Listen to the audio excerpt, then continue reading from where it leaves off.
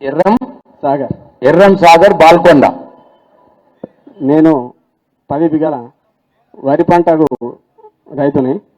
నేను hotel management వేసి foreign నుండి ఇక్కడ రిటర్న్ వచ్చేసి ఇక్కడనే వ్యవసాయం చేసుకుంటే బాగుందని ఇప్పుడే వ్యవసాయంలో సెటిల్ అవుతున్నా. ఇంతకుముందు పెట్టుబడి సాయము రైతు బంధు ప్రభుత్వం నుంచి వచ్చేది.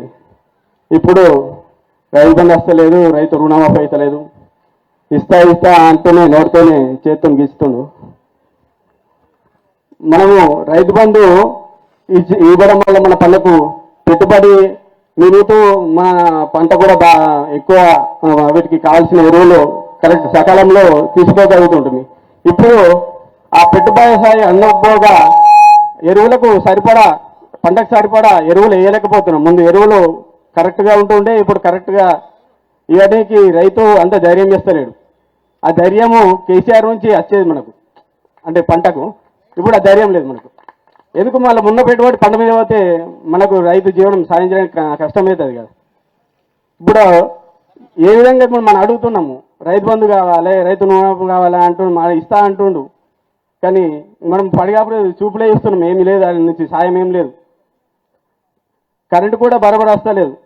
పోతున్నప్పుడు సబ్ స్టేషన్ సార్ ఎందుకు వస్తలేదు సార్ అంటే, ఆడ బ్రేక్ డౌన్ అయింది, ట్రాన్స్ఫార్మర్ మంచిగా లేదు, అది మంచిగా లేదు. మరి ముందెందుకు కాలేదు, ఇప్పుడు ఎందుకు అవుతుంది? మరి కరెంట్ అంతా ఎటు సప్లై చేస్తుండ్రు? మన సబ్ కెనాళ్ళు మాకు బాల్కొండ చుట్టూ ఇప్పుడు అన్ని చిన్న చిన్న కాలువలు ఉన్నాయి. ఆ కాలువలు కూడా ముందు వచ్చిన కాలువల నీళ్ళు ఇప్పుడు వస్తలేవు. ఎందుకు వస్తలేవు? ఇప్పుడు బాల్కొండలో కాలువలో నీళ్ళు వస్తలేవా? నిజాం సార్ కెనాల్లో ఏడాస్తున్నాయి, ఇప్పుడు వస్తలేదు. చెరువులు నీళ్లు వాడతారు, అటు నుంచి అటే పోతున్నాయి. మన చెరువులకు కూడా వస్తలేవు. ముందు వస్తుండేనా? వస్తుండే. కేసీఆర్ ప్రభుత్వం కూడా వస్తుండేనా? వస్తున్నాయి.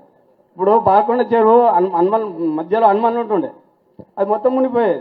ఈ కాలం ఇప్పటికీ మునిగిపోయి ఉంటుండే కేసీఆర్ టైంలో. అవును. ఇప్పుడు మొత్తం తేలిపోయింది, భూమి కానీ వస్తుంది. వాళ్ళంతా నా దగ్గరకు వచ్చారు, మా మునిగిపోతున్నారు, దీనికి ఏదైనా చేపి నువ్వు అని. ఇప్పుడు అవసరం లేదు సార్, ఇంకా తేలిపోయింది అంతేగా.